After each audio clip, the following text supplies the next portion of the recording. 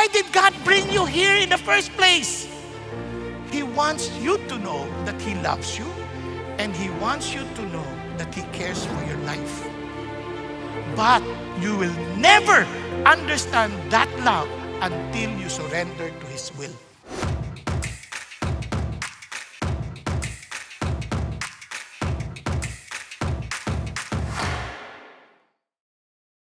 We're doing a series on real faith. Bakit importante ito? Kasi ito yung matalinong pamumuhay ayon po sa sulat ni James or ni Santiago. Tingnan niyo po, just a quick review. Yung ito po, isipin niyo naman, regardless of any trials we experience, real faith perseveres. O di ba, wala kang dapat katakutan. Tapos, susundin lang natin yung sasabihin ng Diyos. Because He is in control, He knows what's best for all of us. Sunod lang tayo, wala tayong katalo-talo. Then we show no favoritism. In other words, sa panahon na mayroong matinding pagsubok, ito maganda, we are not to live alone. Hindi natin kailangan harapin itong mag-isa, but we are to work together as one body in Christ. Na walang pagtangi, no? Magtutulungan. Sabi rito, and it is proven through our works. At ito pa, tinuloy pa niya, sabi niya, we control our tongue. So sa halip na reklamong lumabas sa puso natin o takot, kontrolin natin, ilabas natin yung katotohanan na ang Diyos natin ang mapapagkatiwalaan. Amen po? Now, hindi lang yun. Sabi pa nga dito, we always choose God's wisdom. Now, ito pong amazing. Now, we submit to His ways. And kaya nga, devotion to God last week. Ngayon, surrender to God's sovereignty. Kahit anong gulo pa yan, ito wag niyong kakalimutan. God is still seated on the throne. Anong ibig sabihin? Siya pa rin ang may control. Amen po? Pakisabi sa katabi mo, siya pa rin ang may control. Pero wag ka matulog. Yung iba na sobra na, yes, si Lord na, tulog na. Hindi ko sinasabing tayo po'y maging parang wala nang gagawin, but we are to focus on His sovereignty, that He is still seated on the throne. Now that God is sovereign, ang tanong sa atin ito, meron ka pa rin bang plano sa kinabukasan? Ayan, di ba? Meron ka pa rin bang plano? Kasi importante rin yan. Kasi if you don't have any plan, sabi nga nila John Maxwell, you are planning to fail. Kaya do you have plans for your career? Plans for your family and plans for your finances. Alam niyo, malaking problema na maraming Christian ngayon, hindi rin nagpaplano.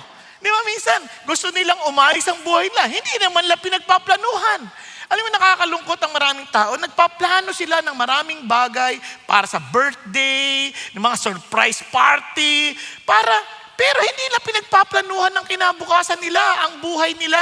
Sayang naman. Ang ikli lang ng buhay natin. Kaya sabi niya, ang tanong sa atin, may plano ba tayo? And alam niyo po ba, itong plano na to, normal yan. Itong plano na to, katalinuhan yan.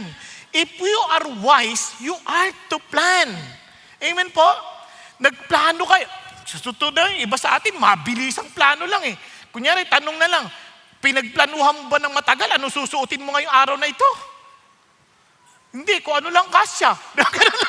Hindi mo na pinag-iisipan na mabuti. Basta kung ano yung kasya dyan, o yun na yun. You see, pero mayroon pong mas malalim na tanong si James sa pag-aaralan natin ngayon.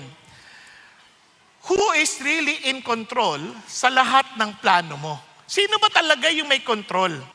Ang lesson na sinasabi ng Diyos sa atin dito ay walang tao na makapaggagarantiya ng ating kinabukasan. Are you following? Tinulugan niyo ako Ulitin ko, importante ho yun. Kasi yun din ang sinasabi ni James. You do not know what your life will be like tomorrow. Walang nakakaalam. You are just what? A vapor that appears for a little while and vanishes away. Kaya nga, ang totoong pananampalataya lives under God's sovereignty.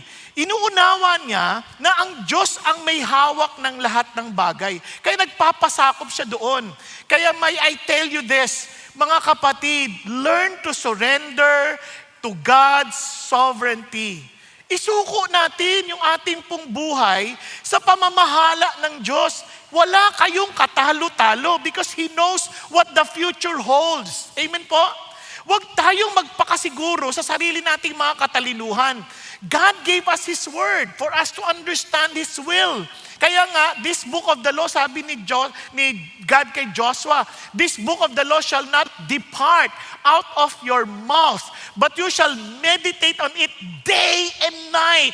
Look at the words, that you will be careful to do everything written in it. Then your way will become prosperous and have good success. Bakit importante yon? Kasi siya'y naglikha ng langit at lupa. He knows exactly how this word operates. Alam niya. So, anong punto natin? So, remember this. When we surrender to God's sovereignty, we surrender to God our plans. We surrender to God our actions. We surrender to God our wealth. So, ano nakita niyo word? Po. O, alam nyo, kahit yan, pinag-iisipan pa eh. Di ba? Bakit? Yung po, alam nyo ba, tinry ko i-research eh. Ito daw ay nagsisignify ng malambot na clawed foot ng isang hayop. At sabi niya, behaviorally, kapag yung aso or pusa, places its paw on you, it represents what? Trust, affection, and desire of attention. So what we're trying to say is this. We put our paw on God and say, God, I trust you. And I thank you because you do love me. Di ba? In other words, you will not allow anything that will destroy me. Kaya naman, all things work for good for those who love the Lord. Ayaw niyo pa ba yan? Hello? Kaya pala, sabi ni Paul, rejoice always. Pwede kang mag-rejoice eh. Bakit? In everything give thanks, for this is the will of God. Bakit ka mo? Because you can pray. Because everything works for good for those who love the Lord. Parang kumbaga, walang masamang plano ang Diyos sa'yo. Hindi mo man maintindihan yung nangyayari, sabi niya, when you don't understand, when you can't see His plan, and you cannot trace His hand, trust His heart. So, let's start. Let's surrender our plans to God. What does it mean? Tingnan niyo yung words, ha? Come now. Have you noticed, sa chapter 5, verse 1, ganun din, come now. Yung word na come now, pag yan tin-translate talaga, coming directly from the, look, you. Matindi yung pagkatawag. Parang ano yan eh, sa ibang salita, woe unto you. Parang ganun. Parang it is a declaration of judgment. Kasi sabi niya, kayo ha, tumingin kayo, makinig kayo. Parang talagang sobrang dinidiinan niya talaga. Kasi sabi niya, come now. Alam mo na that the following message would no longer be pleasant. Hindi na nakakatuwa. Parang alam mong may masakit siyang sasabihin. Ano sinabi niya? Today or tomorrow, sabi niya, we will go to such and such a city and spend a year there and engage in business and make a profit. Tingnan niyo, ano sinasabi niya? Specific ang kanyang dates. May specific time siya. May specific place to go. May specific ano siya, na talagang period of time. At meron siyang specific goal. Basically, it is a plan na talagang para ano? To make a profit. Masama ba yan? Tingnan nyo ha. Sabi niya, meron siyang plano. Confident siya. Ngayon, dinuktong niya, yet you do not know what your life will be. Like tomorrow. Sabi niya, you are just a vapor that appears for a little while and then vanishes away. Tuloy na natin para makita natin ng buo yung storya ha. Sabi niya, instead, you ought to say, if the Lord wills, we will live and also do this or that. But as it is, you boast in your arrogance, all such boasting is evil. So ano sinasabi ni God dito? Eto ka, may plano ka na lahat. Alam mo kung kailan, saan ka pupunta, anong gagawin mo. Lahat may plano ka na. Pero, sabi niya, ang problema, hindi masama yung plano. Dapat, tayong lahat ini-encourage ng Diyos magplano. Kaya sabi ng Lord, tingnan nyo, the plans of the diligent leads surely to advantage. Kapag nagplano ka, kapag masipag kang tao, nagpaplano ka, at advantahe sa'yo yan. Panalo ka dyan, mangunguna ka dyan. Nakukuha natin. Sabi niya gano'n, but everyone who is hasty. Hindi nagpaplano, nagmamadali. Sabi niya, comes to, surely to poverty. Kaya marami naghihirap, ibig sabihin, hindi nagpaplano. Ang basta salita lang, bahala na. Yung word na bahala na, galing sa, bathala na. Bahala na siya. Wala, come what may, kahit anong mangyari. Sige na lang. Tingnan niyo pang sabi ng Lord, even Jesus Christ, you want to follow me? You plan. You don't just come and follow me and eventually wala rin mangyari sa'yo. Tingnan nyo kayo marami sasabihin na, walang kwentang Christianity. No, you just did not understand and you did not count the cost. Tingnan mo sabi niya, for which one of you, when he wants to build a tower, does not first sit down and calculate the cost to see if he has enough to complete it? Otherwise, when he has laid the foundation and is not able to finish, all who observe it begin to what? To ridicule him. And sabi niya saying, this man began to build and was not able to finish. Dagdigay pa siya ng pangalawang kwento. Sabi niya, oh, what king, when he sets out to meet another king in battle, will not first sit down and consider whether he is strong enough with 10,000 men to encounter the one coming against him with 20,000? No, maging matalino ka. Sabi niya, you plan. And sabi niya ganon, or else while the other is still far away, he sends a delegation and asks for terms of peace. You see, friends, tayo as Christians, we need to plan.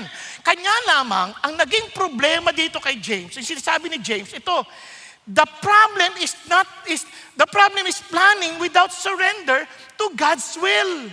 Hindi niya naintindihan, teka muna, yung nagpaplano ka, hindi masama, pero kasama ba talaga si God sa plano na yan? Diba? Talaga bang si God yung sentro sa plano na yan o sarili lang natin? Kasi if we are just planning based on our own wisdom, based on our own parang dreams or a vision, wala talaga ang Diyos doon, God becomes irrelevant, ay talagang wala tayo, hindi, mangmang tayo. We have the illusion that we are in control, while in reality, wala tayong control. Kahit ang maraming tao, kawawa, akala nila sila may hawak ng bukas. Wala tayong control sa kinabukasan. Kaya nga diniinan ni James yan, tinan ninyo. Two realities. One, the uncertainty of tomorrow. Sabi gano'n, you do not know what your life will be like tomorrow. Walang nakakaalam. Hello?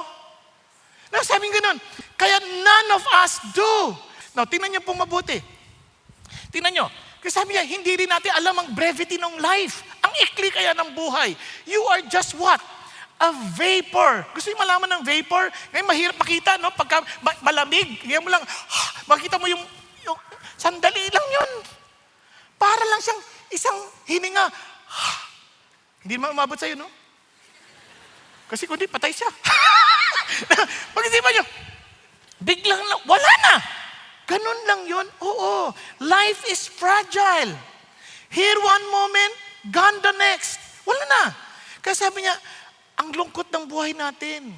What I'm trying to say is this. Our memories will not last forever. Naunawaan po, it vanishes away.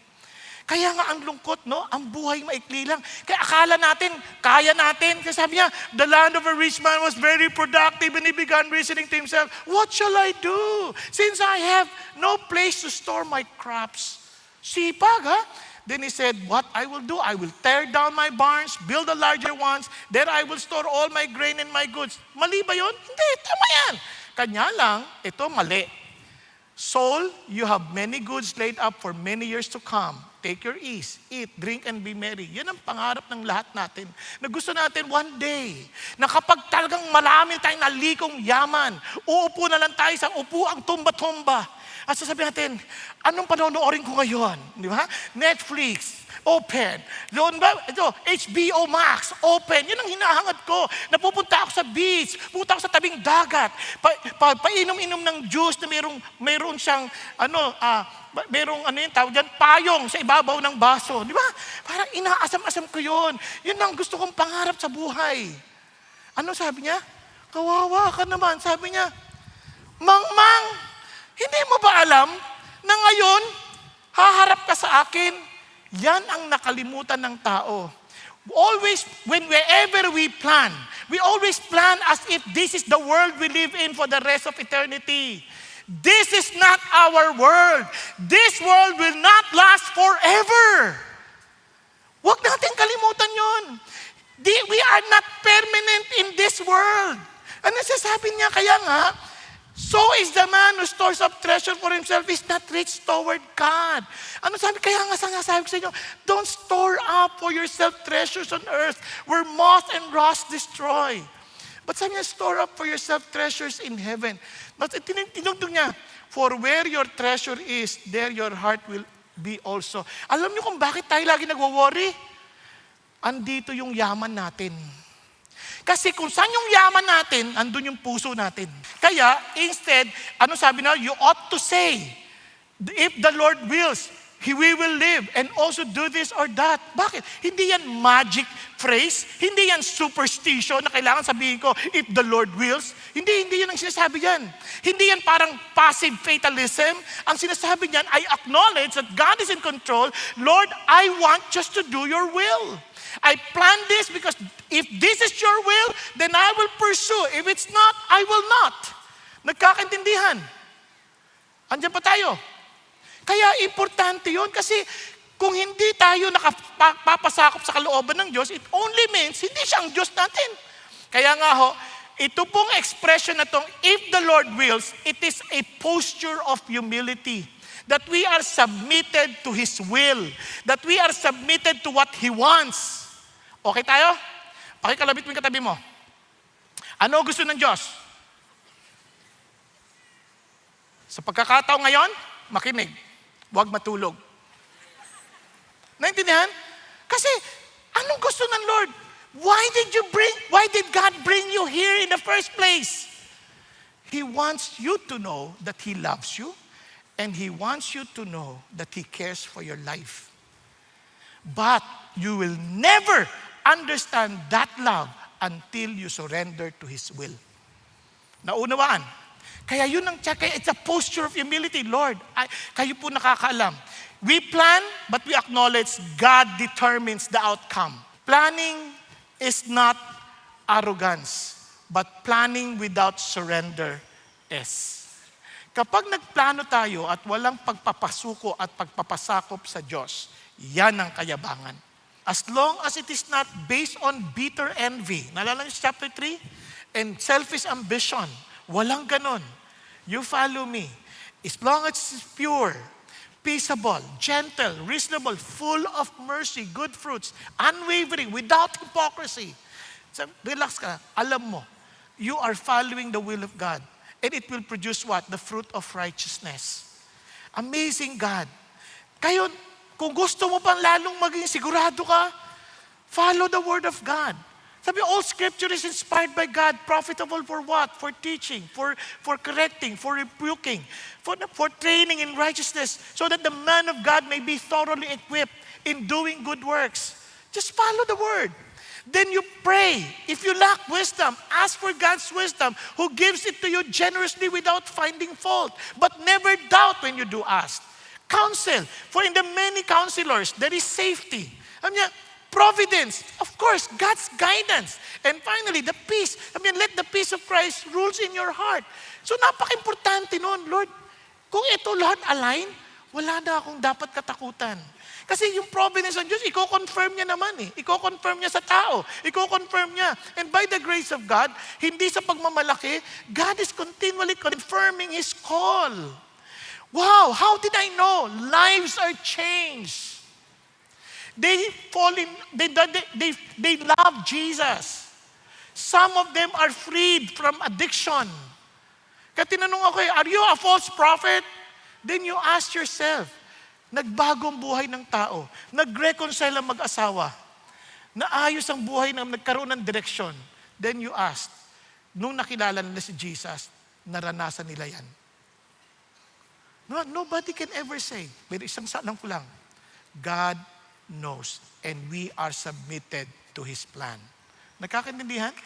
Kaya submit tayo. Huwag natin pilitin yung gusto natin. Friends, learn to understand the mind of man plans his way, but the Lord directs his steps. Are you following?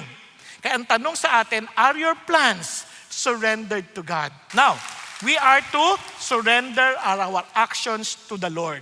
Kaya naman, si James, look at this. Si James, anong ginawa niya? from future plans to present obedience. Naalala niyo?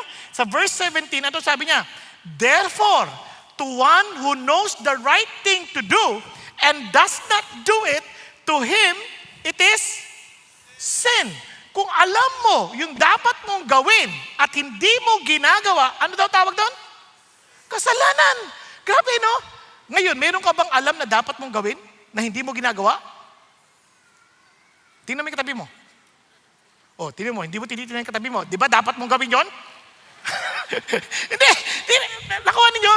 Now, bakit importante yan? Si James, pinapaalalahanan tayo na yung sin, hindi lamang yung hindi natin nagawa yung nararapat. Naman, hindi ko nagawa yung nararapat. So, sin of commission. Kundi, kasama rin yung sin of omission. Yung dapat kong gawin, hindi ko ginawa. Di ba? Kasalanan din yon. Kasi marami, gusto nila yung malaman yung will ng Diyos. Hindi naman sila willing gawin yung will ng Diyos. Andiyan pa tayo? Okay pa tayo? Kaya nga, kung gusto mong malaman, gawin mo. Hindi lang basta alamin. Gawin din natin. Kaya nga, sabi nga ni Jesus mismo, nung nag-demonstrate siya nung washing of the feet, ano sabi niya? If you know these things, pinagpala ka pag ginawa mo. Kaya minsan, kahit alam mo na, nakaka-bless, so hindi ako kailangan mag-worry, nakaka-bless. Pero kung hindi mo gagawin, mag-worry ka pa din, kasalanan pa rin yun. Kaya maraming tao yun ang failures natin, kaya mga Christians, problema natin yan. God is not impressed by what we know. Tandaan natin yan. Kahit ang dami nating alam verses, hindi siya impressed doon. God is honored by what we obey. You see, faith is proven by obedience. Nagtitiwala ka? Sunod ka. Kung di ka nagtitiwala, ba't di ka sumusunod? Kaya nga, ano sinasabi ni James ito? Alam mo that you are to rejoice amidst trial. Napag-aralan natin yan sa chapter 1. Alam mo, we are to obey God's word. Napag-aralan sa chapter 1. Alam mo that we are not to show favoritism. Napag-aralan sa chapter 2. Alam mo that we have to live with a living faith, na hindi yung patay na pananampalataya, walang pruweba. Alam natin yan. Alam mo that we are to tame our tongue, pero sige pa rin ang ating mga pagmumura, sige pa rin ang ating pagsasalita laban sa ibang tao. Di ba? Alam mo na. You know, but you do not do anything about it. Ano pa sabi? Kaya iba nga. Pero siyempre, naintindihan ko naman yung iba, nag-a-adjust pa lang, unti-unti, natututo pa lang. Siyempre, kung kalalabas mo pa lang dito, nadinig mo, tame your tongue, tapos ginulat ka doon, ay, puwet ng kabayo, agad-agad. Siyempre, natural yun na hindi pa bago. Dahan-dahan, unti-unti mawawala na yung puwet na yung kabayo na lang, tapos wala, ay, sa'yo, ganun na. Unti-unti, wala na. And later on, hallelujah, ganun na. Di ba? Kasi normal yan, pero kung hindi nagbabago, then there's something wrong. Tama? Okay, so tuloy tayo. Ano pa sinasabi niya? We learn that we are to be devoted to God. Anong ibig sabihin ng devoted to God? Walang kahati ang Diyos. Then we learn that we are to be surrendered to God's sovereignty. Kasi friends, delayed obedience is still what? Disobedience. No, minsan alam natin dapat tayo magpatawad. Hindi pa rin tayo nagpapatawad. Alam natin na dapat maglingkod tayo sa Diyos. Hindi pa rin tayo naglilingkod. Alam natin that we are to share the gospel. Hindi pa rin tayo nagsishare ng gospel. Nasusundan po? Si real faith, surrender our plans to God. Real faith, of course, not only just to surrender, but our daily choices to God's ways. Now, finally, we are to be on our third point, surrender to God our wealth. Now, bakit importante ito? Tingnan nyo ulit. Di ba sabi ko sa inyo, yung napakahalaga nung sinabi dito ni James. Sabi niya, come now. Napansin niyo ba yun? Kanina, come now. Ganun na naman. Look, you. Parang sabi niya, woe unto you. Yun ang sinasabi niya rito. It is a Semitic way of declaring an unpleasant message. Sabi niya, you rich, weep and howl for your miseries which are coming upon you. Your riches have rotted and your garments have become moth-eaten. No, parang nare-recall mo na yung sinasabi ni God, no? Na parang, don't store your treasure on earth where rust and moth destroy. Dinuloy niya pa, your gold, your silver have rusted. Parang una natin, ba't nagra-rust yung gold at saka silver? Kasi nga, pagka ginagawa sila, may mixture ng ating ibang mga metal, no? And the rust will be a witness against you and will consume your flesh like fire. It is in the last days that you have stored up your treasure. No. Sabi niya, behold, the pay of the laborers who mowed your fields and which has been withheld by you cries out against you, and the outcry of those who did the harvesting has reached the ears of the Lord of the Sabaoth. Now, para maintindihan nyo to, ito po ibig sabihin niyan, the Lord of the armies, the Lord of hosts. O imagine kung gaganti na yan, di ba? May araw ng pagiganti. Now, you have lived luxuriously on the earth and led a life of wanton pleasure.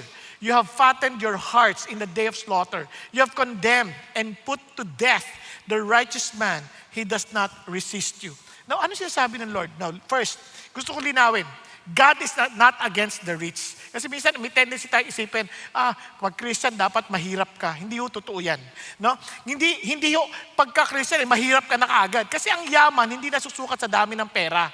Nasusukat yan sa puso natin tungkol sa pera. No? Para maintindihan ninyo, maraming mga tagasunod ng Diyos, maayos naman ang kanilang buhay in terms of wealth. Kung sa sukatan ng tao, mayaman sila. Si Abraham, si Job, si Lydia, si Joseph of Arimathea, mayayaman yan. Kasi ang issue dito is not wealth. The issue is materialism. Ano ba yung materialism? Na para maintindihan natin, materialism is when money becomes our security instead of God. At ito mga symptoms, mabilis na lang. Hoarding. Yung ipon ng ipon, hindi masama mag-ipon, pero yung tago ng tago na hindi naman to the point na wala namang saysay. Kaya sabi niya, come now, weep, howl, your miseries. Bakit? Your riches rotted and your garments have become moth-eaten. Ang dami-dami mga cabinet na antigo. Inain na ng anay. Di ba? And your gold, your silver are rusted. The rust will be witness against you. Will consume your flesh like fire. Ipon ng ipon. Di ba? Yung iba, hindi magbabayad ng utang. Kasi tinatago yung cheque sa kanilang unan. Bakit? Kahit willing, meron na silang pambayad, hindi pa rin magbabayad. Kaya nga minsan kahit among Christians, nagkukuriputan tayo. Kaya tuloy ang tawag sa atin, katipiran, hindi kapatiran. Natawad ang tawad. Di ko, Christian yan, tawaran mo pa, Christian naman yan. Ano ba, maging blessing tayo sa kapatid natin. Biro mo, nagugutom yung kapatid natin. Dahil nagtatrabaho sila, hindi natin binabayaran ng tama. Nakuha ninyo? Dapat naisip natin maging blessing kasi si Lord naman yan. Kaya yung iba, nagkaroon ng injustice. Anong injustice? Sabi niya, the pay of the laborers who mowed your fields and which has been withheld by you cries out against you, and the outcry of those who did the harvesting has reached the ears of the Lord of the Sabaoth. Kaya, minsan, tipid tayo ng tipid. Basta yumaman tayo, nakikinabang tayo, kahit nagugutom yung mga tao sa atin, na nagtatrabaho sa atin. Minsan ang ganda-ganda, na willing tayo to help the charities, but the people working with us, yung buhay nila, hindi maayos. Yung hindi maganda ang kanilang working condition. Kawawa. Ilagay natin yung sarili natin sa kanila. Will they live a life decent enough to see that itong mga Christians, iba sila. They care for our lives. Naunawaan, hindi ko sinasabing ibigay nyo lahat ang gusto nila. Hindi ko sinasabi yon. Ang sinasabi ko lang, at least alam natin deep within our hearts. Now, since we are already experiencing luxury in life, hindi naman at the expense of the people around us, working with us. Hindi ganun, parang bigay natin ng tama yung kanilang sweldo sa tamang panahon, sa tamang oras, yung benepisyong dapat sa kanila, ibigay natin. And Lord, hindi kami kikita. Si Lord ang magbibigay nun. Naunawaan po? Kung sakaling hindi kumikita, ba't ka nag-hire ng karagdagang trabaho? Ikaw gumawa. Di ba? Yung kinagaan mo, ibigay mo sa kanila. Yun ang buhay dapat natin. Naunawaan? And ang ganda nito, si Lord ang magpo-provide. Hindi naman alam nyo, maging blessing tayo sa ibang tao. Sa totoo lang, kahit sino nagtatrabaho sa akin, kung hindi man nagtamatanggap ng bayad, at least may ibibigay akong bagay. Kasi gusto ko pong maging bahagi yung blessing na yon. At hindi ka naman patatalunin ng Diyos. Ang saya-saya ata. Feeling mo, ikaw yung alulod ng pagpapalang ginamit ng Panginoon. Amen po? Now, ito pa pong amazing. Ano sabi niya? Self-indulgence. Bakit self-indulgence naman? Kasi sabi niya, you have lived luxuriously on the earth and led a life of wanton pleasure. Na paano niyo makalimutan yung wanton pleasure? Isipin niyo lang yung wanton noodles. Ang daming sahog. Kain ka ng kain, samantalang iba nagtsatsaga sa Lucky Me. Hindi naman masama yung Lucky Me. Kaya lang kung araw-araw na Lucky Me, malas na yun. Naintindihan mo ninyo? Yun yung challenge sa atin eh. Lord, yung bang naiisip ko ba yung living condition ng mga nagtatrabaho sa akin? Nakuha. And of course, naglilid yan saan? Sa oppression. Nakakalungkot isipin na nangyayari po that poor were crushed. And Jesus reminds us that wealth must always be handled with justice and humility. So, to summarize, we have to surrender to God's sovereignty, our plans, our actions, and our wealth. Now, but let me just end with one more verse na hindi ko nakalimutan ko. You see, friends, sabi niya rito, you have condemned and put to death the righteous man. He does not resist you. Alam niyo, nung unang tiniisip ko, bakit hindi niya sinabi, you have condemned and put to death the righteous men? Bakit hindi good men? Bakit he could not resist you? Kasi the poor people, he was talking about the poor people, but he could not resist you. Hindi ko magets until I got to the original. Sabi niya, to death the righteous one. Hindi once, the righteous one. He does not resist you. As if he was saying, he did not resist you. It was a picture of Jesus. The very guy who was willing to live the comfort of heaven. Sabi niya, naalala niyo ba? You condemned him out of your ignorance. You condemned Jesus. And imagine, he became poor for us. Grabe yun. And he was what? Betrayed for 30 shekels of silver. Sabi ko, Lord, hindi ka nag-resist. Para saan? Para ipaunawa sa atin that there is eternity. That one day we will face God. Na hindi tayo dito sa lupa, we will die. And in our death, as we give accounting to our God, ang tanong, can we honestly say, Lord, I've been faithful to the possession you have entrusted me to manage.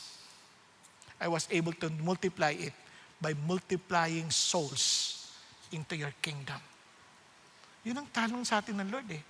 Yung bang buhay natin, masasabi natin kay Lord natin ginamit? O sinarili natin? O akala natin dito tayo sa lupang ito forever? Hindi ho. Kaya ho si Mary, nung nakita niya yon, anong ginawa ni Mary? She was willing to give the most precious possession she had, the heirloom. While si Judas, ang binigay niya ay isang rebuke by saying, bakit hindi yan binenta ng isang taong kita para sa ganon ibigay sa mahihirap. Pero ang totoo, para sa kanyang sarili, para meron siyang nanakawin. San tayo? Kaya doon pa lang malalaman natin, yung ating attitude sa buhay, na pagplano natin, puro pera, pera, pera. Tapos yung pag-ahawak natin ng pera, pera, pera, pera. Alam niyo na kaagad that you cannot serve God and mammon at the same time. It's a choice. Are you serving the Lord? Or are you serving the mammon of this world? Tayo pong lahat ay yumuko at pumikit sandali. Thank you, Jesus. Thank you, Lord. Why are you working? Anong mga plano mo sa buhay? Is it really just for you to be wealthy and making sure that everything you need in this world will be well provided? Ang security mo ba doon sa mga plano mo o sa mga kikitain mo? O ang security natin nasa Diyos? Na alam natin that our life, that my life, your life belongs to God. At kung saan alam natin na itong life na to dapat magamit at anumang meron nito ay para sa Diyos lamang. Doon mo maintindihan kung totoong yung pananampalataya mo ay sa Diyos o hindi. So mga kapatid, even for those who are watching online, I challenge you. Don't just listen. Ask yourself, is your life really for the Lord or for yourself? Then you know kung saan din ang punta mo. Kasi where your treasure is, there your heart will also be. Kaya habang tayong lahat ay nakayukot, nakapikit, at paging nasa online, kapatid, I'm asking you, if Jesus still not your security, if Jesus still not your priority, if Jesus still not your life, be humble enough and say, Lord, forgive me. Lord, I offer you back my life. I surrender it to you. For you alone are sovereign. You alone are worthy of praise. You alone, O God, are my security. Lord Jesus, you did not, Lord, spare your own life to save us because you know the gravity of eternal death and you want us to be with you in eternity. So Lord Jesus, help us to always remember that you did not resist the condemnation so that you can save us from eternal punishment, that we may live joyfully with you in eternity. Thank you, Lord. Hallelujah. Kapatid, kung kinakausap ka ng Diyos ngayon at sinasabi ng Lord, anak, sumuko ka sa akin, halika, lumapit ka sa akin. Start living for me, no longer for yourself. Surrender your plans to me. Surrender your action to me. Surrender your wealth to me. And let me handle all of this for you. Kung yan ang loobin mo, kapatid, be humble. Raise your hand to the Lord. Lord, ako po yan. Yes, yes, yes. Hallelujah. Yes, Jesus. Ganun din sa mga online. Yes, Lord. And for those who raise their hands, sabi mo sa Panginoon, Panginoon, thank you for dying on the cross for me. Thank you that you rose again from the dead. Thank you for accepting me as I am. And thank you that for loving me, that you will change me into the person that you want me to become. So Lord Jesus, allow me to live according to your will. Allow me to live according to your ways. And allow me to live according to your provision. You are my wealth. You are my inheritance. I surrender my life to you. And thank you, Lord, for your love. Thank you for your faithfulness. Thank you, Lord, that you are true to your words. And we accept your promises, O Lord, and we put our lives on you. We trust you, we honor you, we glorify you. Fill us with your Spirit and allow us to live according to your will. In Jesus' name, hallelujah. Father God, we also pray for every family we represent. May your blessing be upon us. May you dismiss us, Father God, with your grace and your protection, with the power of your Holy Spirit. Allow us always to fulfill your will. In Jesus' name, hallelujah. Amen and amen.